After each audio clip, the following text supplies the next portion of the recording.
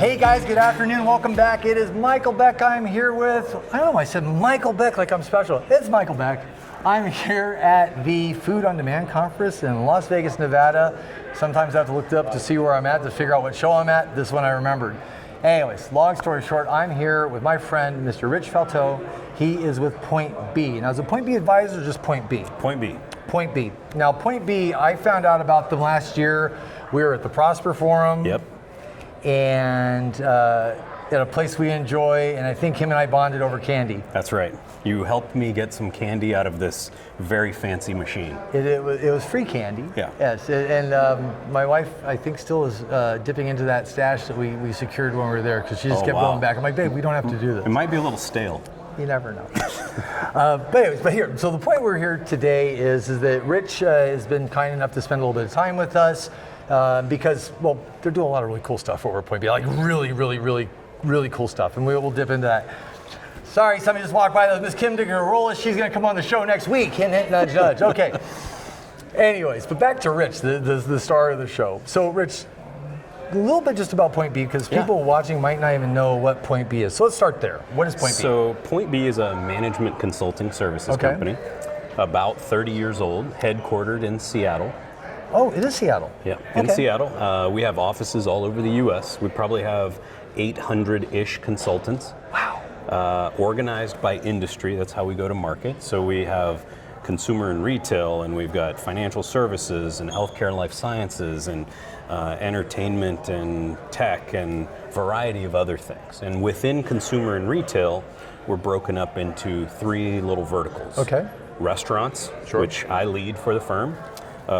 Retail and CPG, which my peer Matt Huey leads, and then hospitality and travel, which another peer of mine, Kirsten Markley, leads. So, and by definition, hospitality in your parlance is hotels. More hotels, yes. Okay. Hotels, resorts, all that kind of stuff. Okay. That's how we think of it. Obviously, there's a lot of overlap between restaurants and hotels, and then in retail, kind of C-stores and restaurants as well, some overlap as well. So we partner together on a lot of stuff. So going back a little bit, I just learned, I thought you guys had 300 people, not 800, 900. Yeah. Much bigger business, I thought.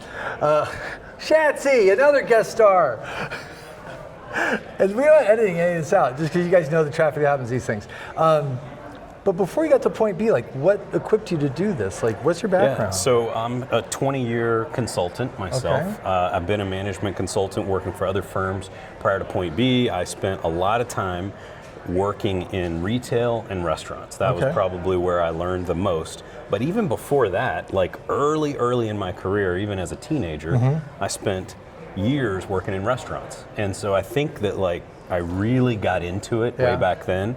And I mean, I started as a sandwich artist, and you can guess the brand, right? Who has sandwich artists? Well, see, if I get it wrong, but I'm going to say Subway, I believe, is sandwich artist. Yep, that was like I didn't know if it was which was, but yeah. I think I was like 15, right? So, I mean, going back to that, and then I worked for a full-service restaurant, very fine dining, so I got that experience, did that for a while, worked front of house, worked back of house, you know, all that kind of stuff. So it really gave me, I think, a lot of perspective on, and that was obviously 20 years ago, but as you know, my career has progressed, I got into helping restaurants and retailers solve some of the same problems that those restaurants were faced with, you know, many years ago. Tell me that pain's not fresh when they tell you about it. Oh my gosh, there's so many opportunities to find solutions, is how I think of it, but yes. So, Point B has done some really cool stuff, and this is one of the reasons we got together today, right? You set up this innovation lab, or make sure I have the right naming convention. What is this thing you guys are putting together first? We're building and launching in just a couple of weeks what we're calling a Restaurant Technology Innovation Center. We believe it's the first of its kind, although we'll have to wait and see what the world thinks. The world hasn't seen it yet, but on May the 19th from 5 to 7 in Chicago, during NRA, we're going to be launching this innovation center to the world. And so what it is essentially a place where restaurant brands can explore the art of the possible with enterprise-grade integrated technologies. Okay, so I know that's a mouthful. Break that down. What does that mean? What does that mean? It means that there are so many technologies out in the restaurant space, as we all know. And so what we've done is we've really started to think about at an enterprise level, what are some of the challenges that enterprises are faced with, and how is restaurant technology helping them solve those?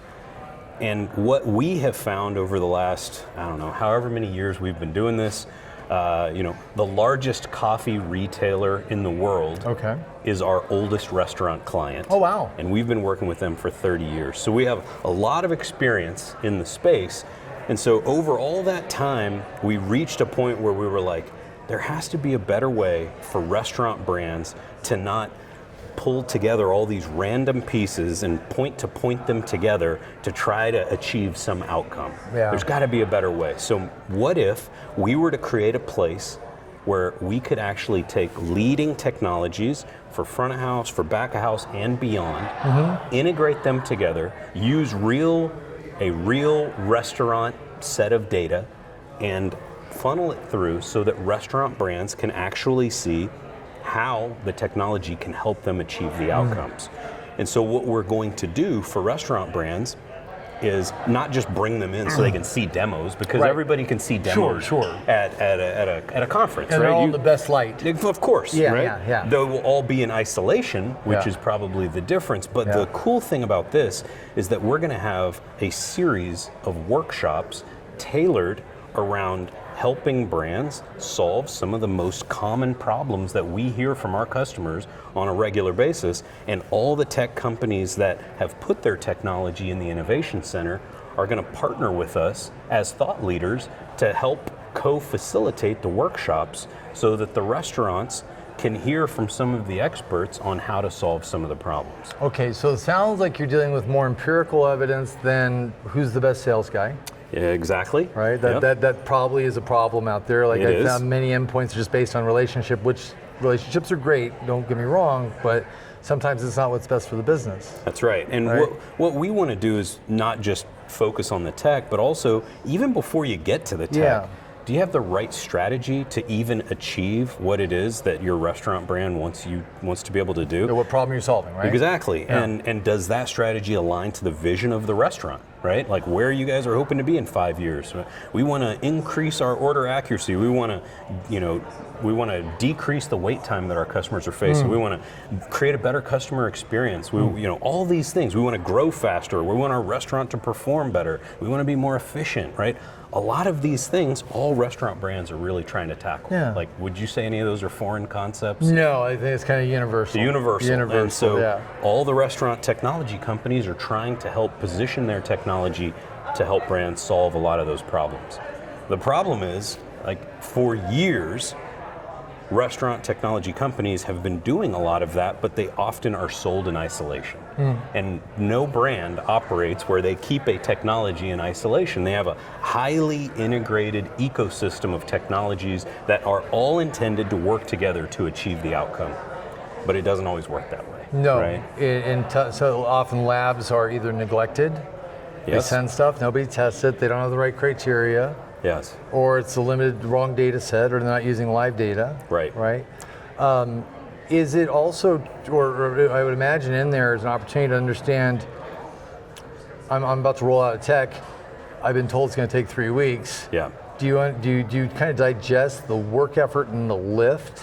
I think that goes, because that feels like a significant part of it. Like if I'm going to understand my roadmap and how I'm going to plan my resources and allocate those, deployment's a big deal. It is. Setup's a big deal. We want to be able to offer a sense of realism to brands, right? Not scare them off or anything like that. That's not the intention. But we've done, I don't even know how many implementations and transformations over the years. A lot.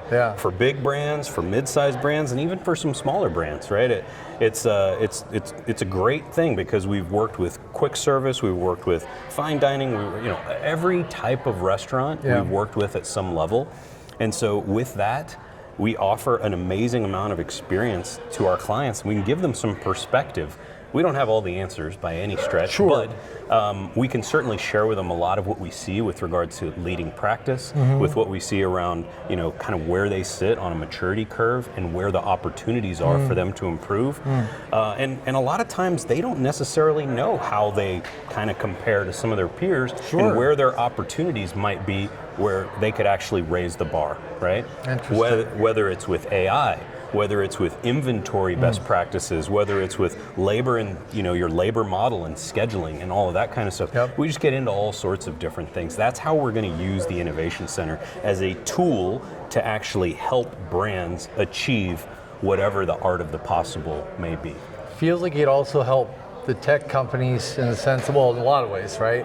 But what occurs immediately to me is that every tech company says, well, God, I don't want to do pilots anymore. Yeah. Well, Good luck with that. But it feels like if you set this up right, the pilot has essentially been done in a certain way, not with their items, not with their certain specific attributes, but could you say you shorten that cycle maybe? What I would argue is that maybe what you can get out of our Innovation Center is maybe a proof of value for your brand, okay?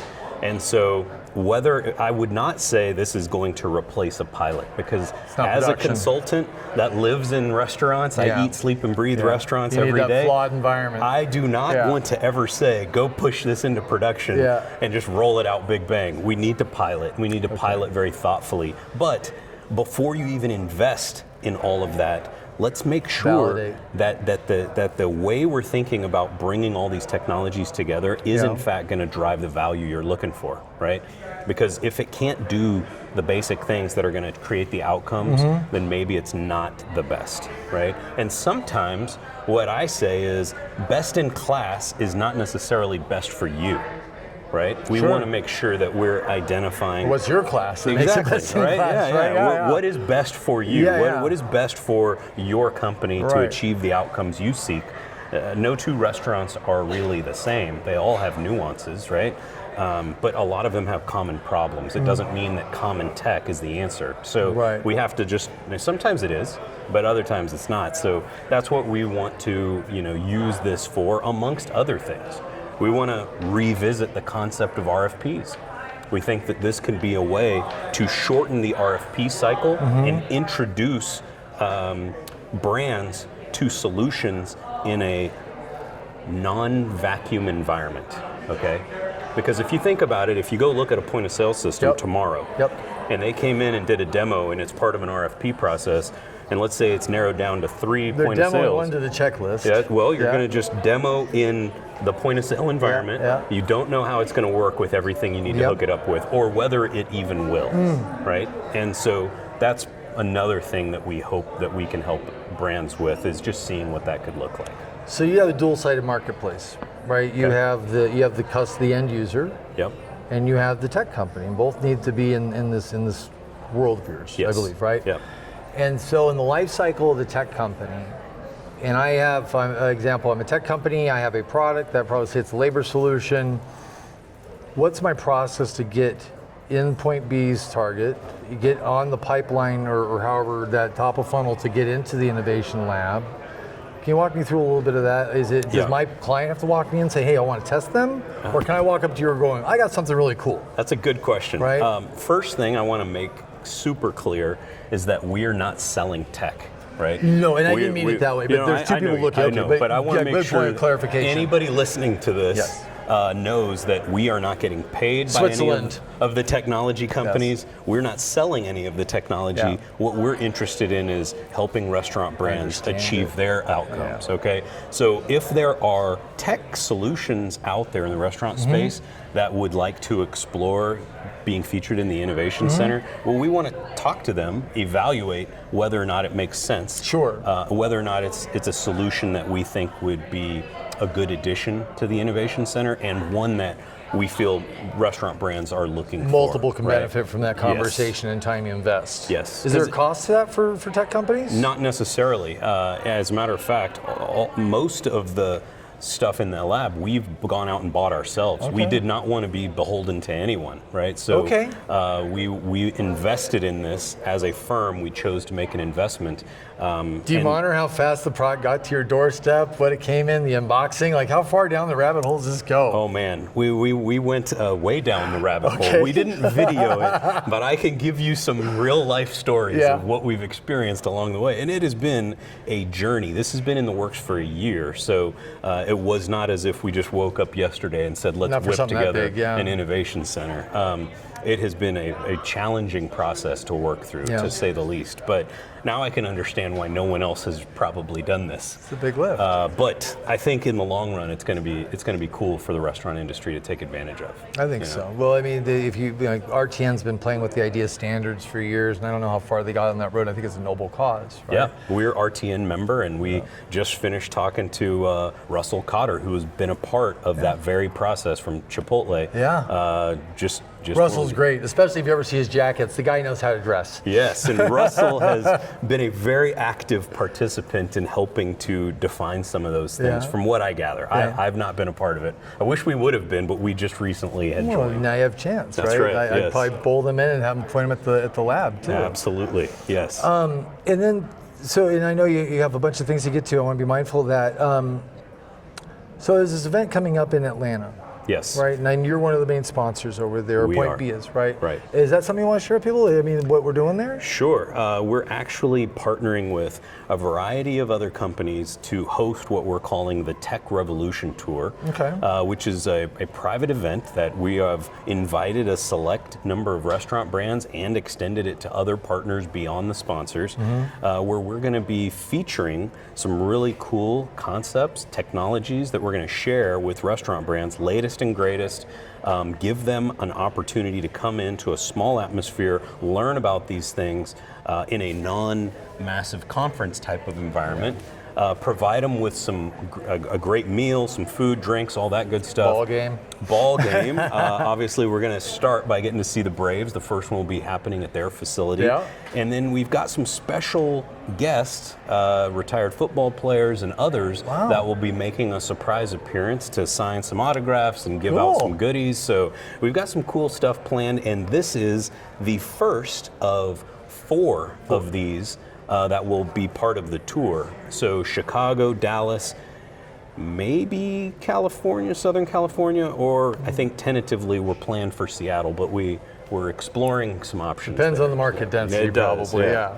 So that's the event, and we're excited to have restaurant brands. We have a lot of them that are. I heard teed there's up to some come. real names that are coming to that There thing. are. That is massive, and I love that. Where we met the Prosper Forum. There's some shows that you want to be sold to and have vendors talk to you, and where you know you're going to hit them.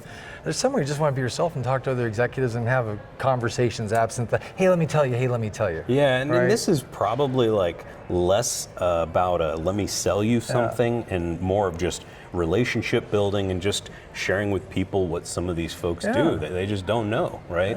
And just introducing their product or whatever it is to the world. And if nothing else, just having a beer with some of our friends in the industry. It's nice just to be yourself for once, right? It is. Get rid of the badges, get rid of the titles, and just be. Just be, yeah. Just point B.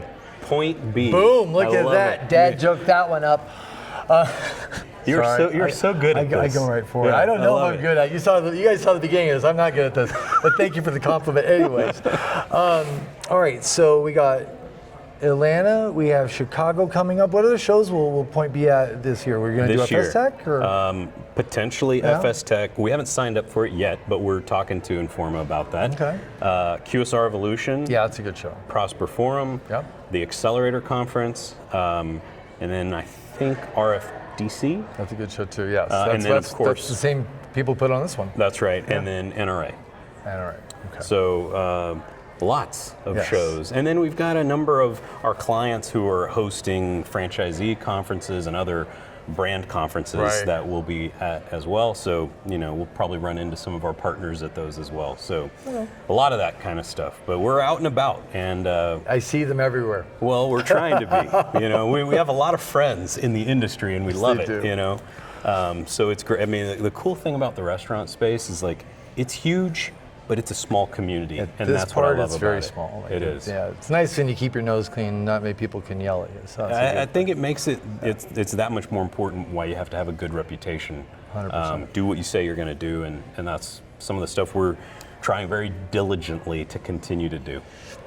I think that's a perfect segue to wrap it up. I think every time I see you guys, so shout out because Amy did this last time. She took a picture of me when we were in Dallas. So to Amy, to Pat, to John, Your team is amazing. Like Well, every thank time you. I go there, I feel like I'm with old friends or family. Like, you guys Right. have always just been so genuine, kind to me. So I really, really appreciate it. It speaks to their culture. That's all I wanted to Thank bring you it up. very So, much. yeah. I mean, we're far from perfect, but we try to meet our clients where they are. We try to be good partners to the companies we work with because we see it as we can't be successful without our partners. Yeah. And you know, for our clients, success means us locking arms and doing it together. And Heck that's yeah. the approach we've taken, and we found it to be successful. And we're going to keep doing that as long as it keeps working. You Awesome. know? So actually, I have one last question Yep. because you just were part of an AI session we just went through. Yes. Right. I'm not going to go on the commercial side of it. What do you use AI for in your personal life that has nothing to do with business? Probably Chat GPT. Okay. To answer all sorts of interesting questions. Okay. And to help me probably, you know, write emails and do some of the basic stuff. There's probably a whole bunch of other stuff that I can't think of off the top of my head. Well, because I put you on the spot. You're It's one catching that- me on the yes, spot. that's how I but do. That's the one that comes to mind most easily. Carl Orsborn just said he uses it for travel planning. Like they're going to Costa Travel Rica, planning. it's planning all the stops, the car that is going to pick them up, the restaurants they're going to eat at, the hotels, and da da da da da. Like My all this wife stuff. uses an app that supposedly uses AI Okay. to do a similar thing Okay. for our trips, but she likes doing that, Yeah. so she figures that out. I don't know, but yeah, that's just probably how I'm using it the Okay. most, which is a pretty pathetic answer considering Well, what I you do. got a lot But- of things to point your cannon at, so maybe after work it's like, I'm not touching any tech. Let me get my pencil and paper. Sometimes that's what it feels like. Yeah. You know what I mean? At home, I use a 3D. So I start prompting, and I make my little images, like my Yeah. Inky guy. I don't know if you've seen him on there. Oh, Like, yeah. I make all kinds of those. And so I found a piece of software that it's 3D AI, so it'll do a 2D rendering, turn to 3D. I hit a button, and he comes out of my printer a day later. Full proof of concept, articulated color, even everything moves, fingers, without building it. It all works. Like, yeah. That's awesome. Yeah. I mean, yeah. So super fun. No offense, but you are hardcore. Hardcore. I didn't say. That's okay. I But own you it with knew. pride. You Yes. knew where I was. Yes. I love it. Yes. I love yes. it. I own You it. know? Well, guys, thank you for joining us. This has been Rich Faltot with Point B. Great guy, super fun, and extremely smart.